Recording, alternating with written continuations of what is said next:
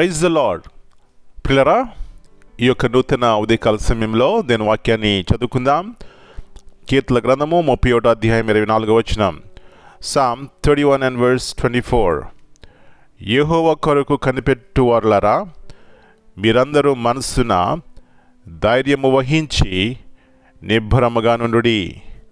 Be of good courage, and he shall strengthen your heart, and ye that hope in the Lord. యేసు ప్రభువారి యొక్క శ్రేష్టమైన నామములో ప్రియులారా, మీ అందరికీ శుభములు తెలియజేస్తున్నాను.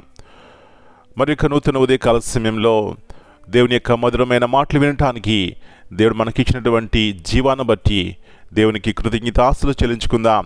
ప్రియులారా, దావీదు తన యొక్క మాటల్లో అంటాడు, నీ వాక్యము మధురమైనది. ఎంత మధురమైనదంటే జుంటె తేనె దారుల కంటే, వెండి బంగారం కంటే విలువైనది, మధురమైనది అంటాడు. అంతగా ప్రభువునందు దావీదు ఆనందిస్తున్నాడంటే ప్రియులారా, దేవుని వాక్యము ఎప్పుడు కూడా మనల్ని ధైర్యపరుస్తుంది, మన నిజస్థితిని మనకు చూపెడుతుంది. మన యొక్క జీవితంలో ప్రియులారా గొప్ప నిరీక్షణ బలమునిస్తుంది.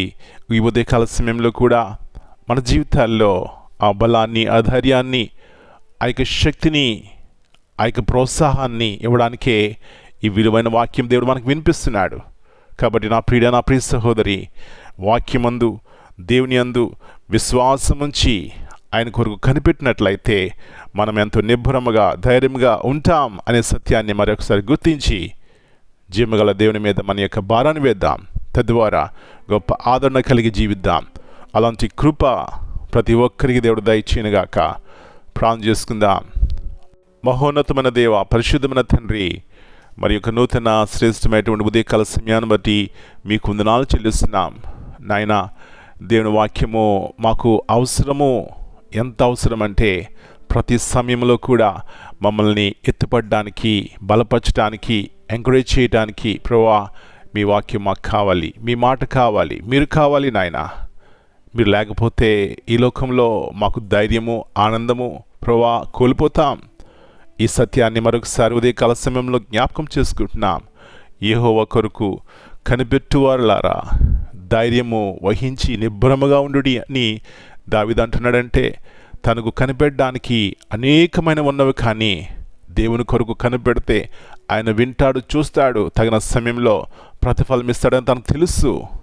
ఆయన యందు విశ్వాసం ఉంచిన వారు ఎవరు సిగ్గుపరచబడరని సత్యాన్ని తనకు తెలుసు. మరొకసారి మేము కూడా జ్ఞాపకం చేసుకుంటున్నాం. దావీదు వలె మేము కూడా మీ కొరకు అన్ని సమయాల్లో, ప్రతి పరిస్థితుల్లో కనిపెట్టి ఆత్మీయంగాను, శారీరకంగాను ప్రభువునందు ఆనందించడానికి సహాయం ఇచ్చేయండి. మరి చీకటి యొక్క శక్తులు నేటి దినాల్లో మా జీవితాలను ఎంతో కృంగింపచేస్తున్నాయి. వారిని జయించాలంటే మా బలం, మా శక్తి సరిపోదు, కానీ ప్రభువా మీ సహాయం మాకు కావాలి. కాబట్టి కుటుంబాల్లో నెమ్మది లేకున్నటువంటి చీకటిని, ప్రభువా వ్యక్తిగత జీవితంలో రోగంతో బాధింపబడుతున్నటువంటి చీకటిని, అనుమానమైన చీకటిని, పాపమైన చీకటిని యేసు నామములో బంధిస్తున్నాం. యేసు ప్రభువు యొక్క మరణ పునరుద్ధానం ద్వారా మాకు జయముంది నాయన. సహాయం ఇచ్చేయండి. మరొకసారి మా పిల్లలందరినీ మీ చేతికి అప్పగించుకుంటూ వారు ఏ స్థితిలో ఉన్నప్పటికీ కూడా మీరు చూచే దేవుడు, వినే దేవుడు అని గ్రహించి మీ వైపు చూసి ఆదరణ, నిరీక్షణ పొందుకోవడానికి సహాయం ఇచ్చేయమని మనం మీ చేతికి అప్పగించుకుంటూ దేవుని యొక్క బలమైనటువంటి కార్యములు మా జీవితంలో నూతనముగా ప్రతిదినం పుట్టించమని యేసయ్య అతి పరిశుద్ధమైన నామమును బట్టి ప్రార్థన చేస్తున్నాను తండ్రి. Amen. God bless you all.